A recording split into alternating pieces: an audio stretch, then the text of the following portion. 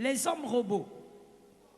Les hommes robots sont les hommes capables de découvrir leur femme, mais incapables d'ouvrir la femme.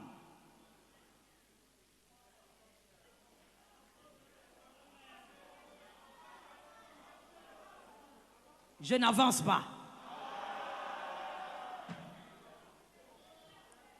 Ça ressemble à un cadeau. Vous découvrez le cadeau, vous dites, oh, il y a un cadeau ici pour moi. Mais pour savoir ce qu'il y a à l'intérieur, il faut l'ouvrir. Il y a des hommes robots dans le couple. C'est-à-dire que lui, pendant les moments intimes, il se focalise sur lui. Il connaît très bien la nudité de sa femme, il connaît le corps de sa femme, il peut dessiner le corps de sa femme les yeux fermés. Mais il n'a jamais ouvert les choses. C'est que la femme déteste chez l'homme. La femme n'aime pas les hommes.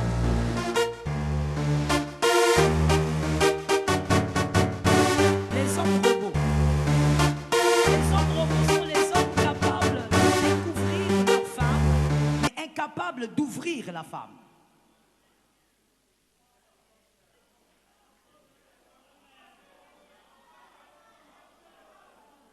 Je n'avance pas. Ça ressemble à un cadeau. Vous découvrez le cadeau, vous dites, oh, il y a un cadeau ici pour moi. Mais pour savoir ce qu'il y a à l'intérieur, il faut l'ouvrir. Il y a des hommes robots dans le couple. C'est-à-dire que lui, pendant les moments intimes, il se focalise sur lui.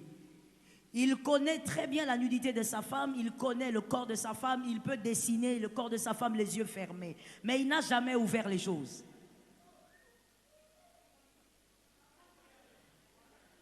Tu commences avec une femme, tu la laisses toujours insatisfaite. Parce que tu es focalisé sur ta nourriture. Les hommes robots. Focalisés sur votre nourriture. Tu prends la femme là, tu la soulèves, tu descends, tu fais ceci, tu fais cela. Au finish, elle n'a rien.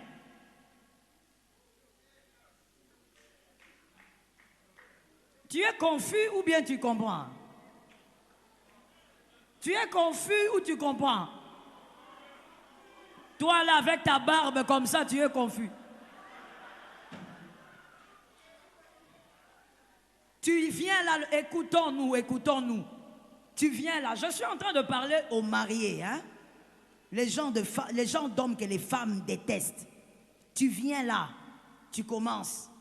Chérie, tu es magnifique ce soir. Et là, la femme, elle comprend que, aujourd'hui, mon mari m'appelle vers les lieux élevés. Oh chérie, j'aime tes cheveux. Quand je t'ai rencontré, elle est là, la pauvre femme. La femme là, tu l'as allumée. Tu l'as allumée. Tu l'as allumée. Arrivé au moment, tu fais tout ce que tu peux faire pour toi. Et tu termines. Et tu oses même dire, c'était bien.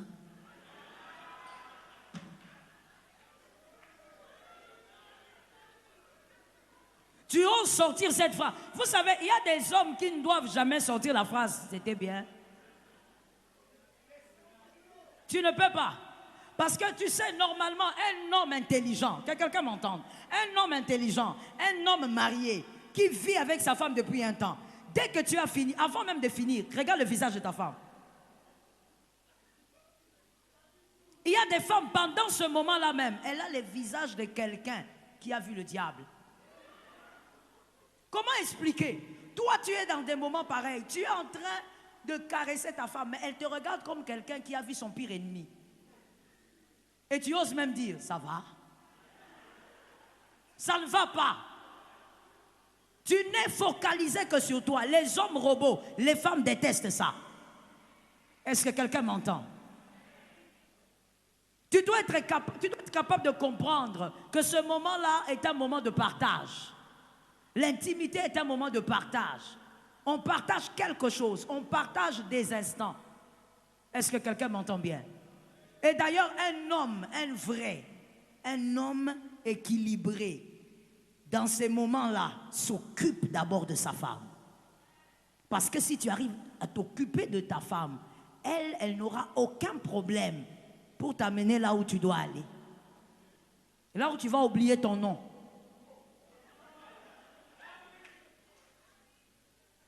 Est-ce que quelqu'un m'entend? Les femmes détestent ces hommes-là. Tu es un homme égoïste. Tu te focalises que sur toi. Et ce qui est grave, en tout cas dans certains cas que moi j'ai eu à traiter, j'ai constaté que ces hommes-là sont orgueilleux. Sont tellement orgueilleux. Ce sont des hommes à qui vous ne pouvez même pas dire, écoutez monsieur, je crois qu'il faut réparer parce que... Non, lui sait tout. Lui maîtrise tout. Alors qu'en réalité, c'est un homme égoïste qui ne pense qu'à lui. Un homme responsable, un homme équilibré doit apprendre à s'occuper de l'autre avant de penser à soi-même. Et la vérité, c'est quoi dans cette histoire? Comme je te l'ai dit, lorsque tu t'occupes de l'autre, l'autre te rend l'ascenseur. Que l'Éternel bénisse quelqu'un. J'ai épuisé mes minutes. Respect à sa femme. La femme déteste. Que Dieu t'épargne, ma soeur. Un homme qui n'aime pas l'instruction. Une femme équilibrée déteste un homme qui n'aime pas l'instruction. À cause de certaines choses, à cause de certains événements, tu n'as pas pu continuer tes études, tu t'es arrêté au bac. Mais aujourd'hui qu'il y a certaines ouvertures, ta fiancée t'encourage, toi non. Voici les réponses de ces hommes-là. On n'est pas obligé de réussir avec les diplômes. Tout le monde n'est pas obligé d'avoir des diplômes. Mon frère, c'est vrai, mais est-ce que c'est toi? Comment es-tu sûr que c'est toi? Et puis de toutes les manières, même si tu ne réussiras pas par ces diplômes-là, mais c'est un plus ou c'est quelque chose en moins? Les hommes ne sont pas là. Et c'est la question que je vous pose. C'est un plus ou c'est quelque chose en moins? Mais c'est un plus. Mais il y a des hommes comme ça qui n'aiment pas l'instruction. Et même quand ta fiancée te dit, écoute chérie, tu sais, moi je crois en qui tu es, je crois vraiment que tu es un grand homme. Vraiment, il faut que tu t'améliores, même ton français, tu sais, des fois tu dis là, papa. Qu'est-ce que ça fait? Tu vois? Tu es complexé. Frère, sors de ce genre de bouc émissaire. Sois délivré de ce genre de bouc émissaire. On ne sait jamais. Est-ce que quelqu'un m'entend? Tu ne peux pas devenir ministre un jour sous l'ordre de Pharaon si tu n'as pas été capable de gérer la maison de Potiphar. Tu dois avoir des notions pour gérer la maison de Potiphar. Est-ce que quelqu'un m'entend bien? Mais toi, tu n'aimes pas l'instruction, tu n'aimes pas apprendre. Quand on te corrige, on te dit, voilà, tu... Ah, Seigneur, est-ce que je parle? Je lance ça. Et c'est toujours toi qui aimes publier.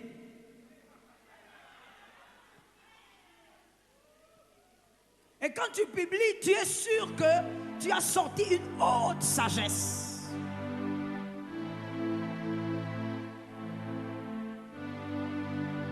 Voilà. Un jour. Donc tu frappes des choses où on se pose la question. Et donc dès qu'on voit ton nom, on dit il a encore frappé.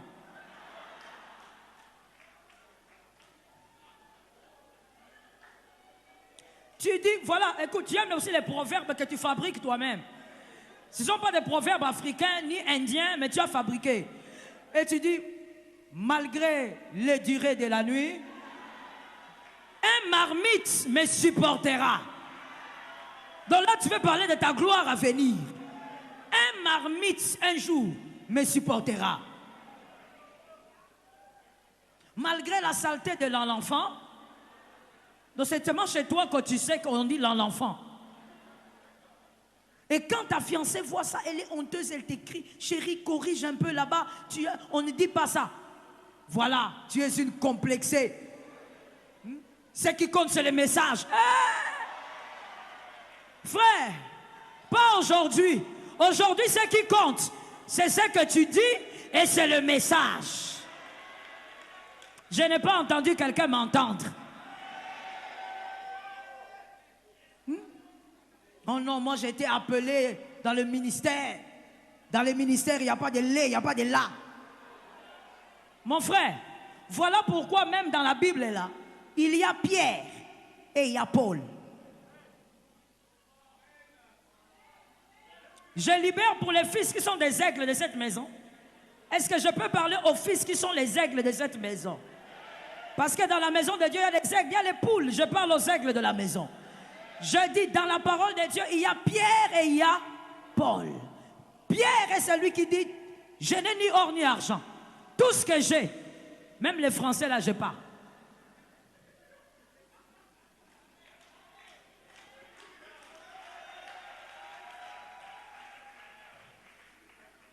Même les mathématiques là.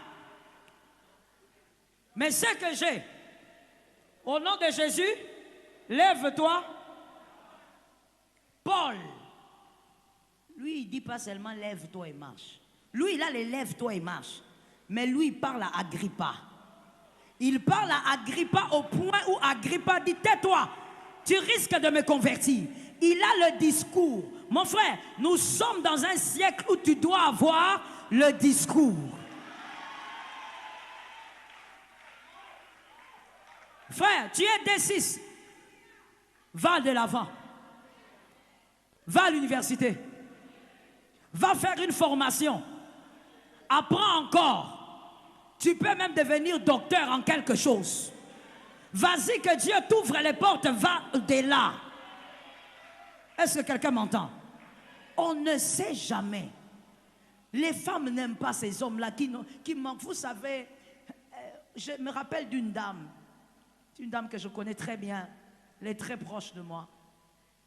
Elle avait son mari. Je dis, elle avait, parce qu'elle n'a plus. Elle a craqué, mon frère. Nous aussi, on a manqué quoi lui dire. C'est ça qu'il y a des fois, quelqu'un craque. Tu es pasteur, tu regardes seulement, tu dis, maman, craquons. Il n'y a plus rien à te dire. La femme, elle avait son gars, son mari. Et des fois, quand elle sortait avec son mari, et elle allait dans la famille ou ailleurs, son mari était toujours silencieux. Et sa famille avait l'habitude de dire la femme n'aime pas un homme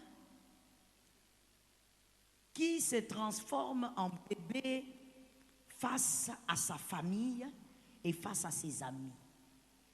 La femme déteste ça.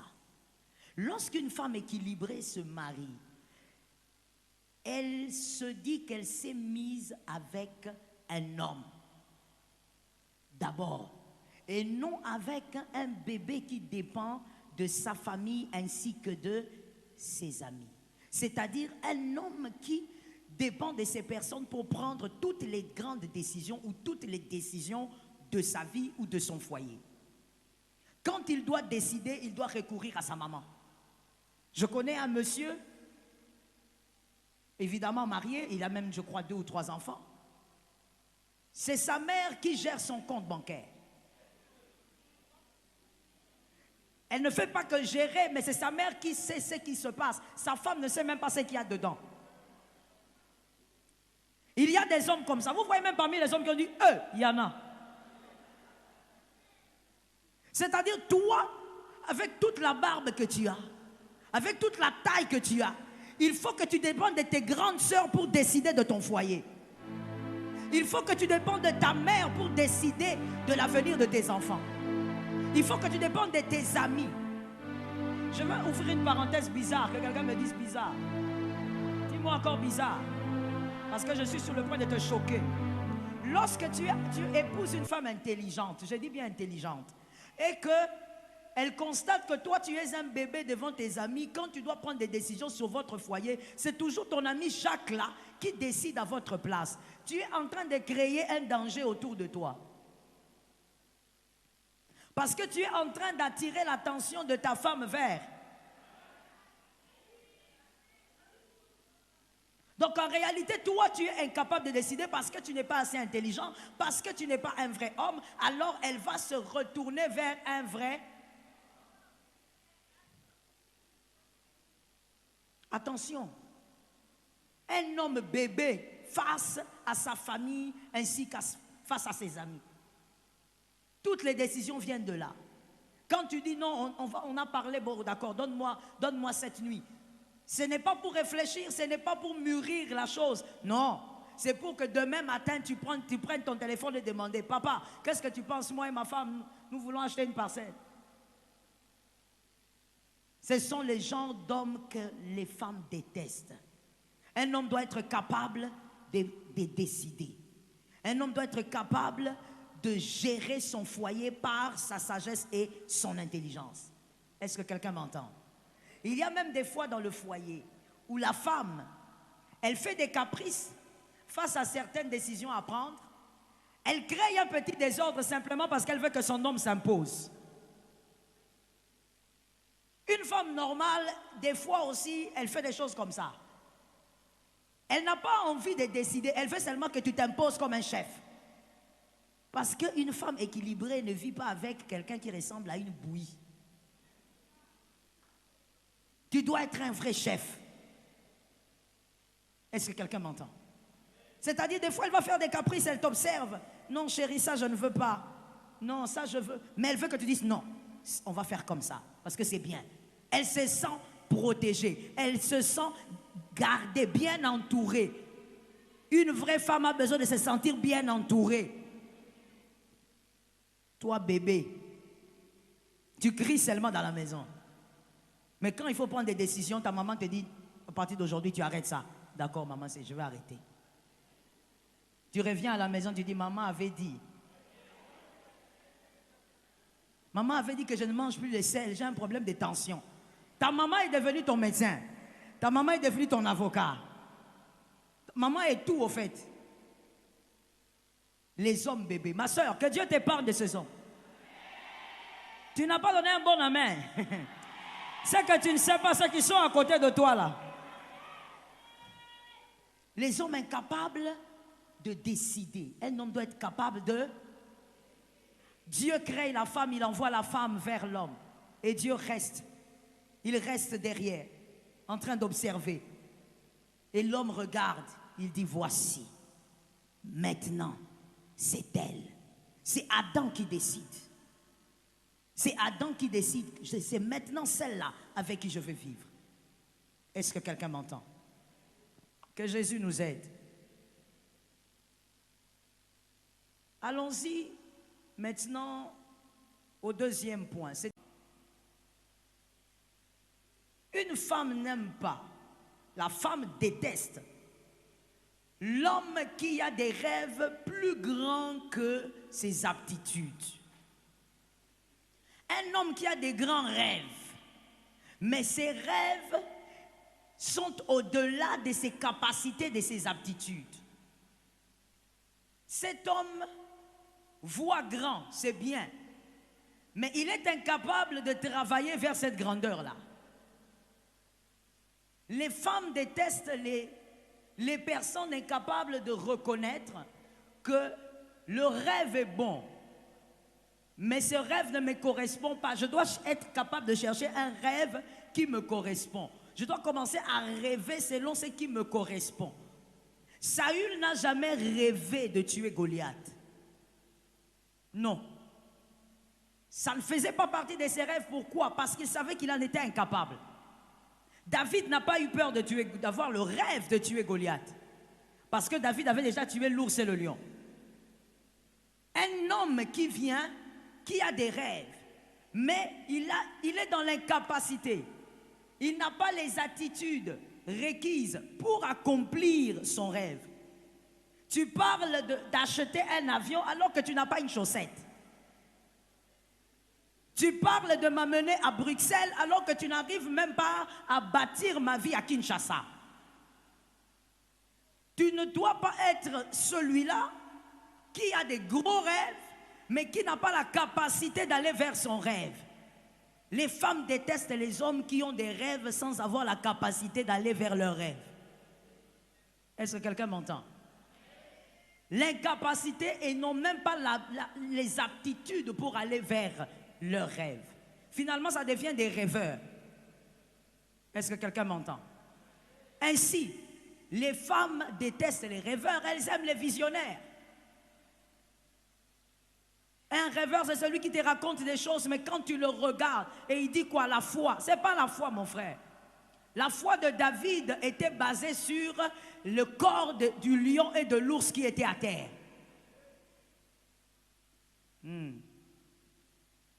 J'ai pitié de celui-là qui rêve encore.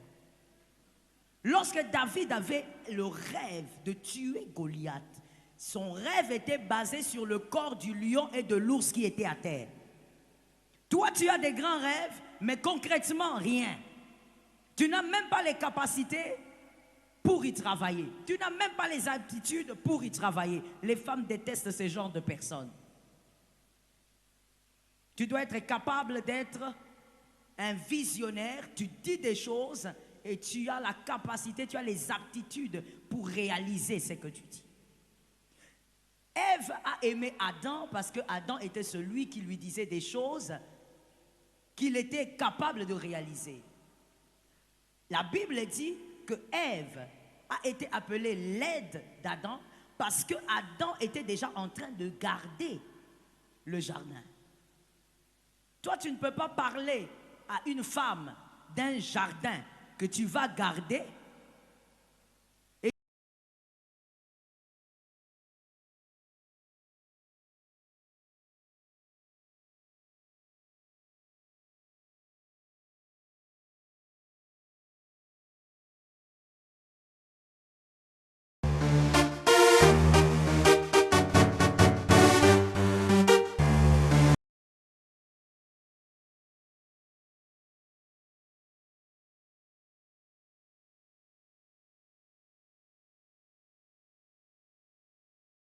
La femme n'aime pas un homme qui se comporte en bébé dans le couple et qui, avant de prendre une décision pour son foyer, il doit recourir à sa maman. Un homme doit être mûr et capable de prendre indépendamment ses décisions. La femme n'aime pas un homme qui ne veut pas améliorer sa connaissance, un homme doit avoir l'esprit d'être cultivé et améliorer son savoir-faire. Il doit être instruit. La femme n'aime pas un homme qui se comporte en robot, surtout dans les relations intimes. Un homme qui cherche son intérêt ou sa satisfaction seul est détesté par la femme. La satisfaction sexuelle doit être partagée dans le couple. La femme n'est pas un homme qui lui manque le respect, surtout en public. La femme protège plus sa réputation que son nom. Elle veut être respectée par son mari.